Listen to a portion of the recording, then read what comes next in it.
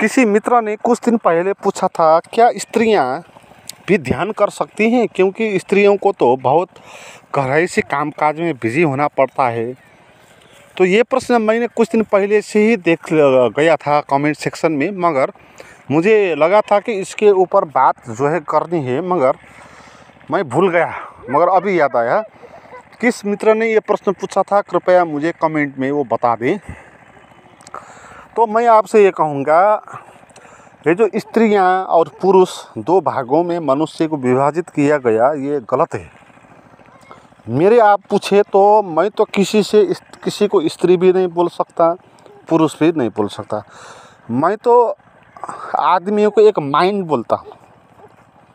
जब मैं देखता हूँ किसी पुरुष व स्त्री को, तो मुझे पुरुष व स्त्री दो दिखाई नहीं पड़ते, मुझे माइंड दिखाई पड़ता है। और जब मैं बात करता हूँ आपसे भी, आपके माइंड से बात करता हूँ। तो मेरे आगे कोई स्त्री दिखाई पड़ी व पुरुष दिखाई पड़ा, तो मैं तो उसके जो माइंड है उसके अंदर प्रवेश करना चाहता हूँ। उसके एक्सरे करके उसके ब्रेन में, उसके मन में क्या चल रहा है, तो वो बातें मुझे ध्यान में आती है। तो इस हिसाब से तो मेरे लिए कोई पुरुष और स्त्री दो चीज़ होते नहीं है, वो केवल माइंड होता है। तो इसलिए माइंड ध्यान कर सकता है कि नहीं, ये प्रश्न होना चाहिए। मगर जब आप बोलती हैं कि स्त्रियां कर सकती है कि नहीं, तो इसमें बहुत सारी भ्रांतियां हैं। पहली बात तो ये कि जो पुरुषात्मक समाज है, ये समाज ने जो स्त्रियां हैं उसको क्या कर दिया, बहुत नीचे के दर्जे में रख दिया और उनका शोषण कर दिया। और हमारे समाज में ये सदियों से चल रहा है। यहाँ स्त्रियों को संपत्ति बोलते हैं, यहाँ स्त्रियों को एक उपयोग का साधन, भोग्य वस्तु के रूप में लेते हैं। ये बहुत गलत बात है, ये होनी नहीं चाहिए। मगर ऐसी भी सोसाइटी रही जहाँ मातृसत्तात्मक समाज भी है। अब और आगे जो है मातृसत्तात्मक समाज भी होगी, तो उसमें ये होगा कि जो पुरुष है वो बहुत कमज़ोर होगा। अभी जैसे हम महिलाओं को कमज़ोर मानते हैं, तो इसी तरह पुरुष भी कमज़ोर होते हैं उस व्यवस्था में। तो जो लोग बोलते हैं कि महिला कमज़ोर है, महिलाओं के लिए आरक्षण करते हैं ना, ये लोग जो है ये आपको और कमज़ोर बना रहे हैं। क्योंकि ये बात कहना कि महिला होती हैं और जो है वो कमज़ोर होती हैं और वो पुरुष से वो कंपटीशन नहीं कर सकती हैं, इसलिए उनको कुछ आरक्षण का व्यवस्था कर दो। जो राज्य व्यवस्था ऐसा बात करती है, वो आपसे ये कह रही है कि तुम औरत हो और तुम कमज़ोर हो और तुम पिछड़ी हो, ये वो समर्थन करता है। इस सिद्धांत में ही ये समर्थन आ गया। तो इसलिए महिला मुक्ति आंदोलन में विश्व में जो भी अभी तक का इतिहास हुआ, उसमें ये हुआ कि पहले पुरुष ने जो महिला को शोषण किया, तो उसके बाद महिलाएं आई और उन्होंने आंदोलन किया। और जो है महिलाएं ये बोलने लगी कि अभी तक पुरुष ने हमको शोषण किया, अब हमको ये अधिकार होना चाहिए कि हम पुरुष का शोषण कर सके। मगर अगर पुरुष महिला का शोषण करो या महिला पुरुष का शोषण करो, बात एक ही है। शोषण जहाँ भी होगा, तो ये बात भी अच्छी नहीं हुई। तो इसके आगे क्या हुआ कि पुरुष और नारी जो है बराबर है, समलैंगिक है, तो इसीलिए उन दोनों का बराबर समझदारी से समान अधिकार होना चाहिए, ये बात आई। तो इससे भी आगे की बात जो मैं आपसे कहना चाहूँगा वो ये कि ये बोलना भी गलत है कि पुरुष होते हैं और स्त्रियां होती हैं और औरत होती हैं। ये बोलना भी औरतों को पुरुष से नीचे दिखाने का एक उपाय है। ये वर्ग विभाजन करना, ये क्लासिफिकेशन करना, ये एक विभाजन ही एक विभेद है। इसलिए मैं नहीं कह सकता कि स्त्रियां और पुरुष दो वर्ग होते हैं। मैं तो बोलता हूँ कि एक ही वर्ग होता है, वो है माइंड, है विचार है। और बाहरी शारीरिक रूप में कुछ भिन्नताएं होंगी, जैसे पुरुष का अंग फर्क किस्म के होंगे, स्त्रियों के अंग फर्क होंगे। और वो अंग फर्क भी क्यों है, वो ये बात भी आप समझ ले। वो अंग इसलिए फर्क हुए क्योंकि कुछ हार्मोन्स में भिन्नताएं हैं। तो इसलिए अभी तो विज्ञान ने ऐसा भी विकास कर दिया कि अगर कुछ इंजेक्शन लगा दो, स्त्रियों के जो हार्मोन्स है वो हार्मोन्स जो है पुरुष के अंदर लगा दो, तो वो स्त्री हो जाएगा। और जो स्त्री है उसके अंदर पुरुष का हार्मोन्स लगा तो पुरुष हो जाएगा। तो आपने सुना होगा बहुत सारे ऐसे व्यक्ति हैं जो पुरुष से स्त्री हो गए, स्त्री से पुरुष हो गए इंजेक्शन लगा के।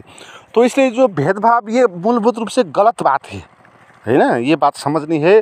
और लोगों को दो भाग में बांटना बंद करना है, ये गलत बात है। पुरुष और स्त्रियां दो होते नहीं है, माइंड होता है और शरीर में कुछ भिन्नताएं होती है, ये ठीक है ये बात। और फिर आपने बोला कि स्त्रियां जो है कैसे ध्यान कर सकती हैं, क्योंकि वो बहुत बिजी होती हैं, घरेलू काम में बिजी होती हैं। तो मैं ये बता दूं, जो स्त्रियां होती है उनके पास बहुत समय होता है ध्यान करने के लिए। और मैं जब स्त्रियों को देखता हूँ मैं ईर्ष्या से भर जाता हूँ। मुझे ये लगता है कि मैं स्त्रियां होता तो बहुत आसान होता, क्योंकि पुरुष को जो है बहुत सारे कर्तव्य को निभाना होता है ना, बहुत पैसा कमाना होता है, संसार में जो भी बाल बच्चे पैदा होंगे उसके लिए जिम्मेदारी उठानी होंगी, पैसा कमाना होगा और सभी कुछ है। तो भी पुरुष चुपचाप नहीं बैठ सकेगा, वो विश्व युद्ध की चिंता करेगा, वो समाज की व्यवस्था के बारे में चिंता करेगा। वो ये बोलेगा कि तो क्या प्रेम की बात कर रही है, यहाँ देश की चिंता है, वो देश की चिंता करने लगेगा और उसी पे वो बिजी हो जाएगा। तो मानसिक रूप से पुरुष बहुत बिजी है, तो उससे स्त्रियां जो है बहुत कम बिजी है। स्त्रियों के काम क्या होते हैं, बाल बच्चे को देखो, संभालो, विचार करो और जो है चूल्हा चौका करो। तो गृहिणी जो होती हैं तो क्या होता है, ना देश की चिंता होती है ना सिद्धांत की चिंता होती है। तो काम होता है फिजिकली, वो काम तो सभी लोग करेंगे ना, तो वो काम में क्या है। और आपने ये मान लिया कि ध्यान करने के लिए कुछ अलग समय होना चाहिए, तो इसीलिए आपके पास ये प्रश्न उठा। आप ये मानती हैं कि ध्यान करने के लिए समय निकालना चाहिए और जो है एकांत चाहिए, और पुरुष के पास तो ज़्यादा एकांत होते हैं, महिलाओं के पास तो एकांत नहीं होता है, क्योंकि जो बच्चे लोग चारों तरफ से घिर के रखते हैं और दिन भर जो है चूल्हा में काम करना होता है, तो एकांत तो होते नहीं है स्त्रियों के पास। तो स्त्रियों के लिए कैसे ध्यान। तो आपको मैं ये बता दूँ, ये आपको किसने बोला कि ध्यान के लिए एकांत चाहिए। ध्यान का ये अर्थ है आप जो कुछ भी कर रहे हो उस पे आप ध्यानपूर्वक करो, उसी को ध्यान बनाना है। ध्यान जीवन से हट के कहीं कुछ एकांत में बैठ के कुछ अलग सा करने वाली कार्य ध्यान नहीं है, वो झूठ है, वो पाखंड है। ध्यान, असली ध्यान ये है कि आप जो कर रहे हो वहीं पर आप ध्यान लगा दो। तो ध्यान के लिए तो कोई अलग सा समय निकालना नहीं पड़ेगा। आप खाना पका रही हो तो उसमें ध्यान करने में क्या डिस्टर्ब होगा भाई, और अच्छा होगा। आप खाना पका रही हो, आपको डिस्टर्ब कोई नहीं कर रहा है, तो आप खाना पकाओ, भात पकाओ, दाल पकाओ, तरकारी पकाओ और ध्यानपूर्वक पकाओ, उसी को ध्यान में जोड़ दो। ध्यान का मतलब ये है कि आप जो है होश में रहो, और होश में रहने के लिए काम कैसे डिस्टर्ब करेगा, है ना। अगर आपको बोले दो काम साथ साथ ही करो तो डिस्टर्ब होगा। तो आपने ये मान लिया कि ध्यान अलग है, काम अलग है, तो दो काम कैसे करूँ, ये आपका प्रश्न उठा होगा। जैसे आपको बोलो कि बैठो और फिर दौड़ो, दो बात साथ ही साथ करो, तो आप नहीं कर सकेंगे, या तो बैठेंगे या दौड़ेंगे।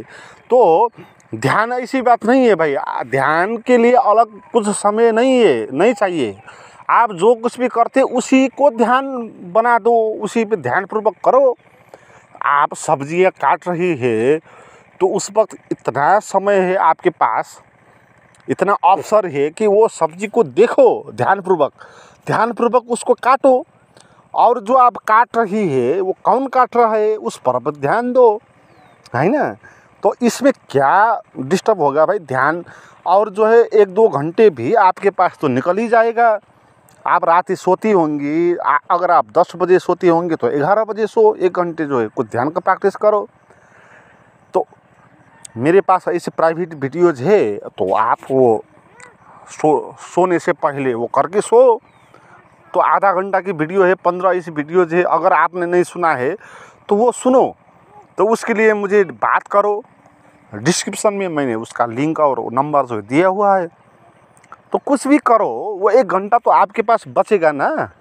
तो अगर आप अलग सा कोई समय चाहती हैं तो भी 1 घंटा बहुत काफ़ी है। 1 घंटा तो आप निकाल ही सकेगी। सुबह तुम 5 बजे उठती हो तो 4 बजे उठ लो, तो 1 घंटा समय निकल गया। तो उस समय ये वो करो, मगर अलग समय नहीं चाहिए इसके लिए। ध्यान का मतलब ये नहीं है कि कुछ इसके लिए अलग समय और अलग काम चाहिए, ऐसा नहीं है। जो कुछ भी आप चल रहे हो तो उसी को ध्यान बना लो, ध्यानपूर्वक चलो। चलने वाले को देखो। आप भात पका रही हो, रोटी पका रही हो, तो रोटी पकाने वक्त रोटी भी पकाओ, और कौन रोटी पका रही है उसको भी देखो। तो उसको देखने के लिए थोड़ी रोटी बंद करनी होगी, है ना। रोटी बंद करना नहीं चाहिए, रोटी पकाओ आप। रोटी पकाते पकाते आप भीतर वो तो कर सकती है ना, उसके लिए थोड़ी अलग समय चाहिए। तो इसलिए मैं ये कहता हूँ कि आप ऐसी बात मत करो। आप महिला हैं तो ये आपके लिए पुरुष होने से भी ज़्यादा अवसर है आपको ध्यान में जाने के लिए, अपने को जानने के लिए। तो कुछ प्रश्न हो तो आगे फिर बात करेंगे, अभी के लिए इतना ही। Thank you.